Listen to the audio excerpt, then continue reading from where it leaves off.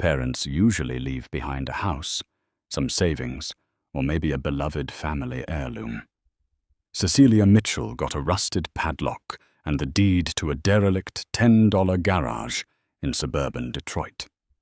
She thought it was a cruel final joke until she forced the rotting wooden doors open. Cecilia Joanne Mitchell sat rigidly in the leather chair, staring at the polished mahogany table of Reed and Associates. The Chicago skyline loomed beyond the floor-to-ceiling windows, gray and unforgiving, much like the mood inside the room. At 32, Cecilia was accustomed to disappointment. As a struggling freelance architectural preservationist, she lived paycheck to paycheck, forever chasing past due invoices.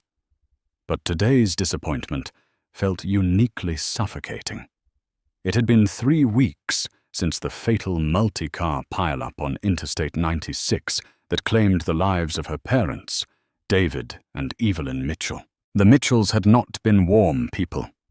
They were pragmatists, founders of Mitchell Logistics, a freight empire that spanned the Midwest.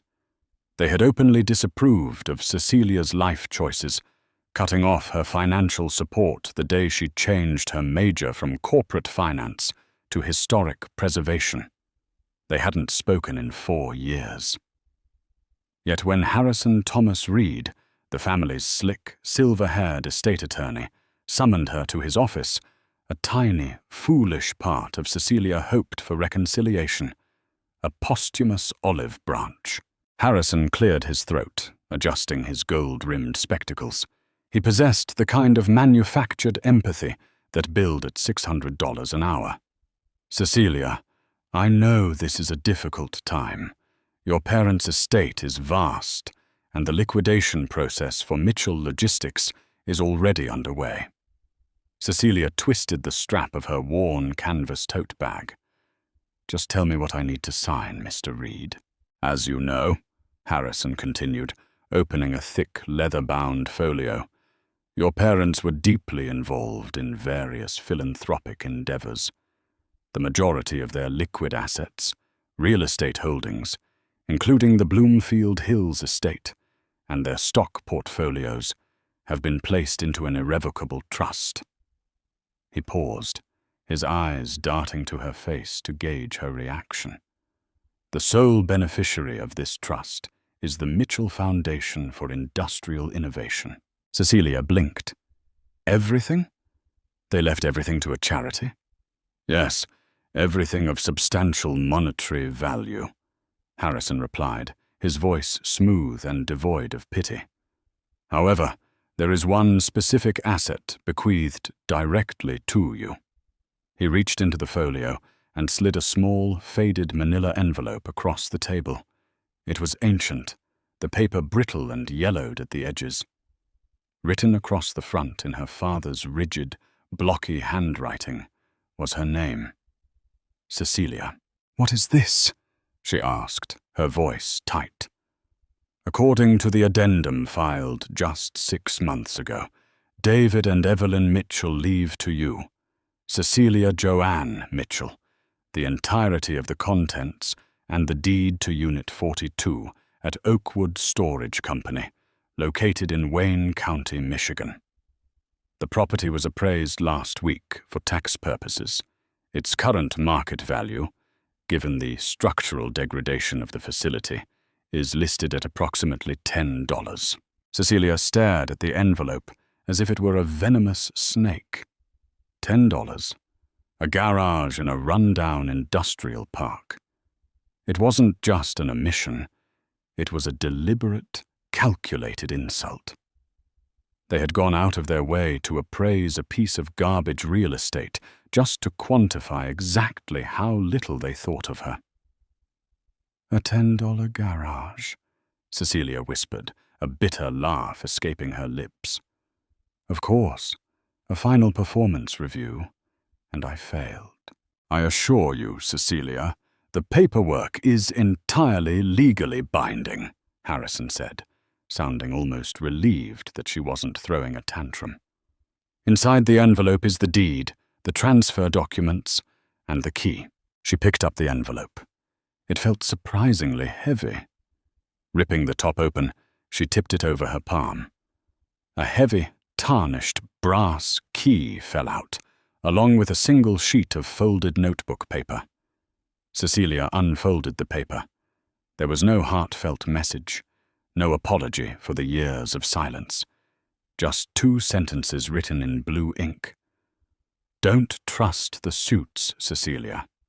Some foundations are built on dirt. Cecilia looked up at Harrison. The lawyer was watching her with an intensity that made her skin crawl. He looked like a man trying desperately to appear nonchalant. Did your parents leave any personal correspondence in there? Harrison asked, his tone slightly too casual. Sometimes clients leave instructions regarding funeral arrangements that we miss. Cecilia quickly folded the note and slipped it into her pocket, leaving the key in her hand. No, just the address for the garage.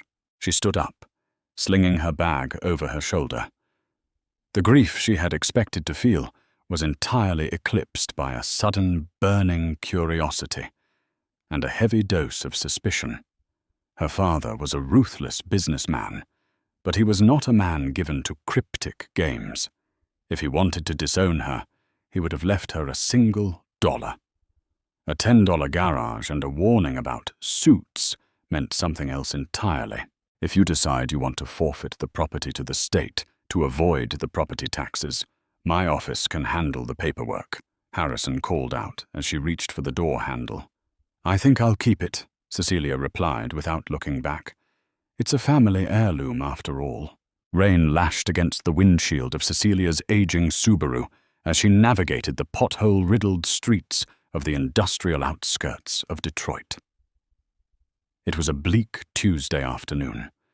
The towering, rusted skeletons of abandoned automotive factories loomed like ancient monoliths in the grey mist.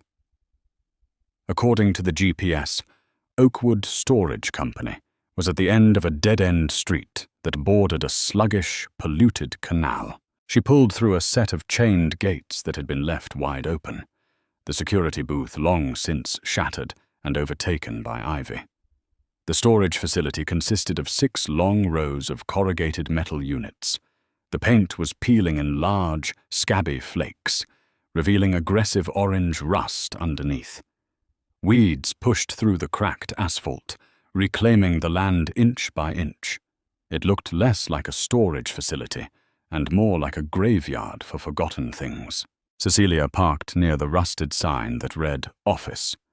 As she stepped out into the drizzle, the door to the office creaked open. An elderly man stepped out onto the concrete stoop. He wore faded denim overalls and a grease-stained Detroit Tigers baseball cap. He leaned heavily on a wooden cane, watching her with sharp, intelligent eyes that didn't match his frail frame. "You're lost," the man called out over the sound of the rain. "Or you're looking for a place to dump a stolen car. Either way, we're closed." "I'm looking for Unit 42, Cecilia said, pulling her rain jacket tight against the chill. "I'm Cecilia Mitchell. My father was David Mitchell." The old man froze. The guarded skepticism on his face melted into something resembling profound relief. He hobbled down the steps, extending a calloused hand. "Ahsan William Holmes. I've been the caretaker here for 30 years. I knew your father. Knew him well." Cecilia shook his hand, surprised by the strength of his grip. "You knew him? My dad never mentioned this place, let alone owned anything here." "David was a complicated man," Ahsan said, his gravelly voice dropping to a near whisper. "He paid cash for Unit 42 25 years ago, kept it off the books, told me if he ever stopped paying, or if anything happened to him, a girl with his stubborn jawline would eventually show up with a brass key." Ahsan nodded toward her pocket. "You got the key?" "I do." Ahsan turned and began walking down the narrow alley between rows C and D. "Follow me." He hasn't been here in nearly a decade. But he paid the rental fee 50 years in advance. said it was the only safe place left. Safe from what? Cecilia asked, jogging slightly to keep up with the old man's surprisingly brisk pace. From the people he worked with, Hassan replied grimly. David built a freight empire, but you don't get that big without getting into bed with the devil. Your dad realized too late that his company was being used to move things that weren't on any legal manifest. Money, mostly. Dirty money. He tried to build a safety net, a contingency plan. They stopped in front of a unit at the very back of the lot. It was heavily overgrown with thorny blackberry bushes. The number 42 was barely visible through the grime.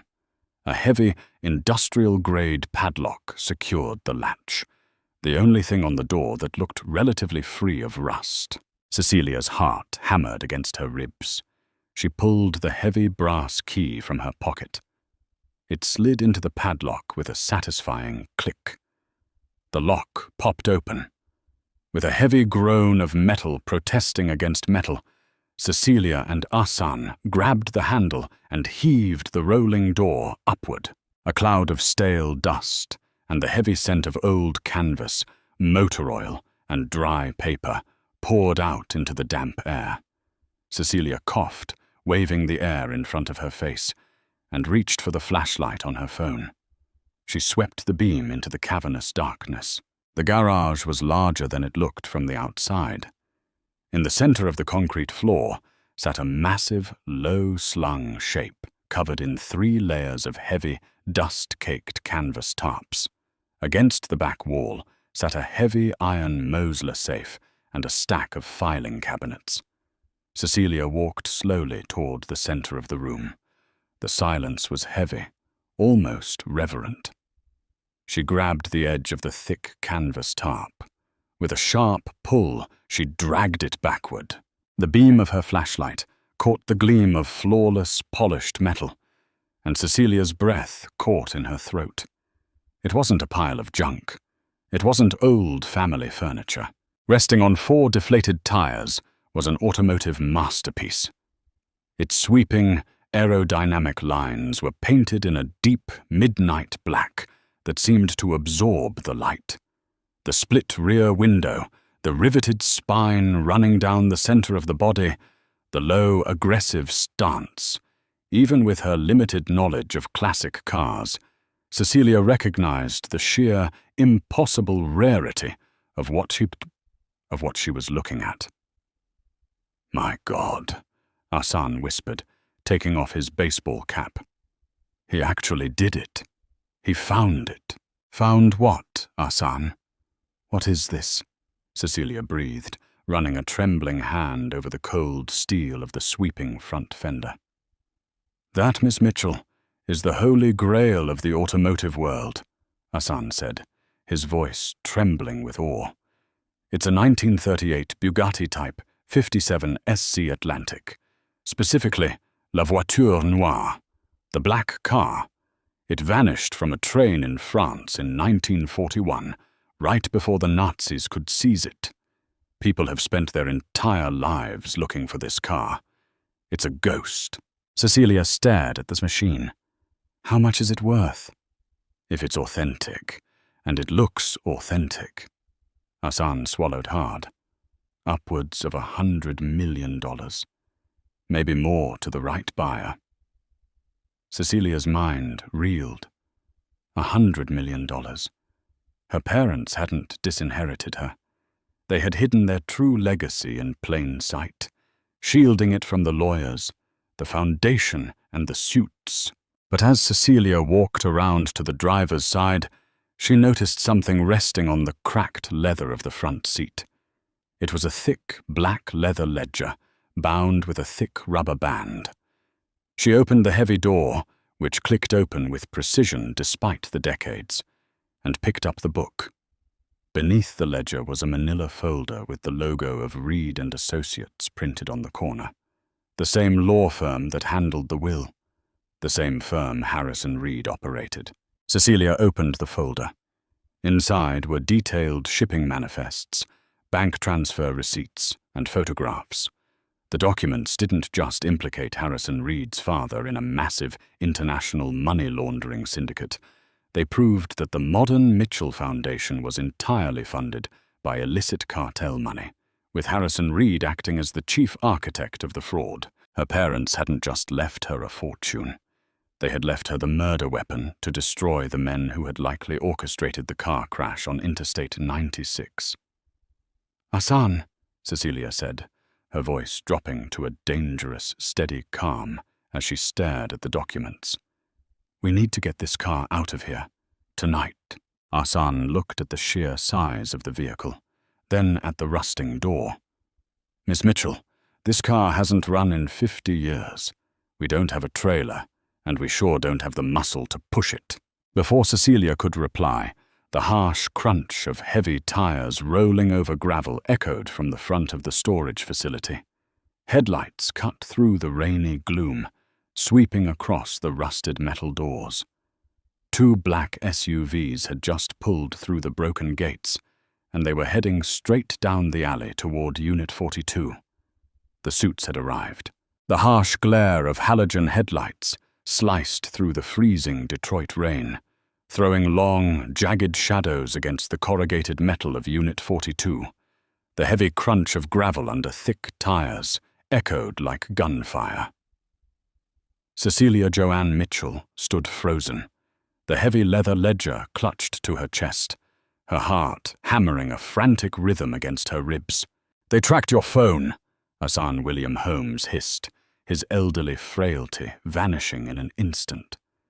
The old caretaker's eyes were wide, but his movements were terrifyingly precise. "Or they followed you from the lawyer's office. Either way, they aren't here to negotiate." "We can't just leave it," Cecilia yelled over the deafening downpour, gesturing wildly toward the priceless 1938 Bugatti Type 57 SC Atlantic, resting in the center of the garage. "We leave the car, or we leave in body bags," Hassan snapped, limping rapidly toward the massive iron Mosler safe against the back wall. "Your father didn't build an empire by letting himself get cornered. Help me push." Outside, car doors slammed. The muffled shouts of heavy-set men cut through the storm. Cecilia could hear the unmistakable metallic clack of a firearm being racked. Panic, raw and metallic, flooded her throat. She shoved the ledger and the manila folder into her canvas tote bag, zipped it tight, and ran to Hassan's side. "Push the dial," Hassan commanded, bracing his good shoulder against the side of the heavy antique safe. Cecilia slammed her palms against the cold iron dial and shoved with all her might. For a terrifying second, nothing happened. Then, with a grinding screech of hidden ball bearings, the entire safe slid 2 feet to the left. Beneath it lay a heavy industrial breaker box built seamlessly into the concrete wall. "Hey, open it up!" a muffled voice roared from the other side of the rusted rolling door. A heavy thud shook the metal, sending a cascade of rust flakes raining down on the Bugatti's flawless black paint. They were using a battering ram. Hassan flipped open the breaker box, bypassing the switches and slamming his fist into a large, unmarked red button hidden in the casing. Immediately, the ground beneath them shuddered. A deep, pneumatic hiss filled the cavernous garage. Cecilia stumbled backward as a massive 10 by 20-foot section of the concrete floor, the exact section holding the Bugatti, Cecilia, and Hassan, suddenly dropped. "Hold on!" Hassan shouted over the grinding roar of heavy machinery. It wasn't just a garage. It was a retrofitted hydraulic freight elevator. As the platform descended into the pitch-black earth, Cecilia looked up. A set of secondary steel blast doors slid seamlessly out from the walls of the pit, closing over their heads just as the rusted tin door of Unit 42 exploded inward. A fraction of a second before the steel ceiling sealed them in darkness, Cecilia caught a glimpse of 3 men in tactical gear rushing into the unit, their flashlights sweeping wildly over what was now a perfectly ordinary, completely empty concrete floor. The blast doors clicked shut with a deafening vault-like thud, leaving Cecilia and Hassan suspended in absolute subterranean silence. Cecilia flicked on her phone's flashlight. The beam illuminated a sprawling, concrete-lined tunnel that stretched out into the darkness. The air was frigid and smelled of damp earth and river water. "Your father was a freight man, Cecilia," Hassan said, his voice echoing softly in the tunnel. He walked over to a heavy electrical panel on the wall and pulled a lever. A row of dim, yellow incandescent bulbs flickered to life, stretching down the long corridor. He knew how to move things unseen. This tunnel connects directly to the old Prohibition-era bootlegging routes beneath the Rouge River. He bought this specific lot 25 years ago just for this basement. Cecilia looked back at the magnificent, sloping curves of La Voiture Noire. Even covered in dust, the Bugatti looked like a predator resting in a cage. He went through all of this just to hide a car? He hid the car to hide the ledger, Hassan corrected gently, tapping Cecilia's canvas bag. The Bugatti is a masterpiece, but that book you're holding, that's the guillotine. Your parents knew they were being hunted. Harrison Thomas Reed and his cartel partners had infested Mitchell Logistics. Your father spent his last 5 years secretly draining the tainted funds, buying untouchable assets like the Bugatti, and documenting every dirty transfer Reed ever authorized. The car is your inheritance. The ledger is your weapon. Cecilia stared down at her bag. The grief that had been numbed by the sheer shock of the day suddenly crystallized into a cold, diamond-hard rage. Her parents hadn't abandoned her. They had been trying to protect her, keeping her entirely estranged and cut off so that when the cartel finally retaliated, she wouldn't be in the blast radius. The fatal multi-car pileup on Interstate 96 wasn't a tragic accident. It was a corporate assassination. "Where does this tunnel lead?" Cecilia asked, her voice entirely stripped of its former tremor. "To an old drainage outflow by the canal. I've got a beat-up Chevy Silverado stashed in an alley 3 blocks away. It's not registered to me," Hassan said, leaning heavily on his cane. "We need to vanish, Miss Mitchell. If Harrison realizes the floor is a decoy, it's only a matter of time before they bring in ground-penetrating radar." "Then we don't give them time," Cecilia said, slinging the heavy tote bag over her shoulder. "We let Harrison think he won. Tonight, we disappear. Tomorrow, we go hunting."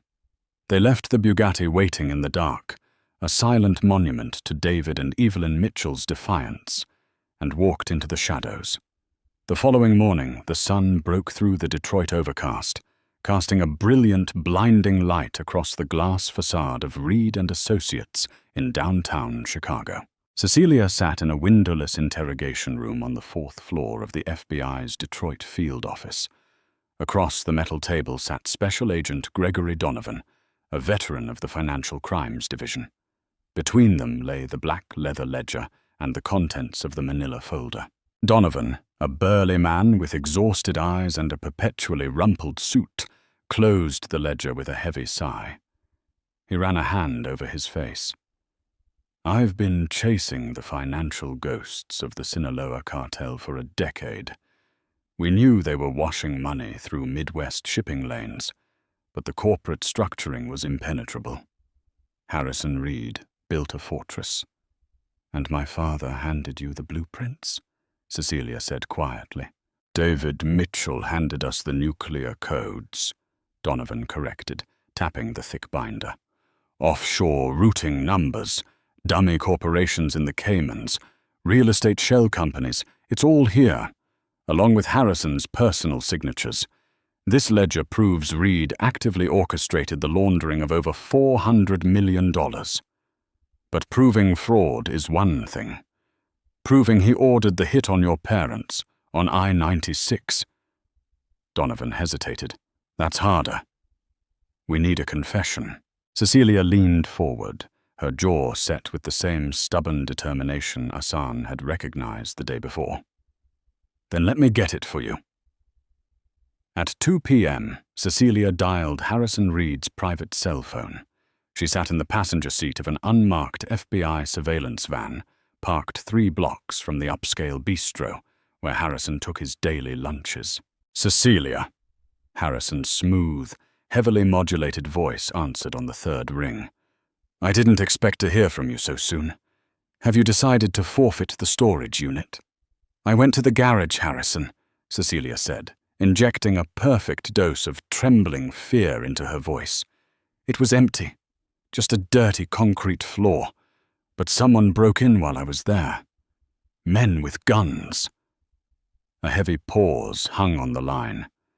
Cecilia, I have no idea what you're talking about. Are you safe? I ran. But I found something in the office before they showed up, Cecilia lied, her voice cracking flawlessly. A book. A black ledger with my father's handwriting. It has your name in it, Harrison, and a lot of bank account numbers in the Cayman Islands.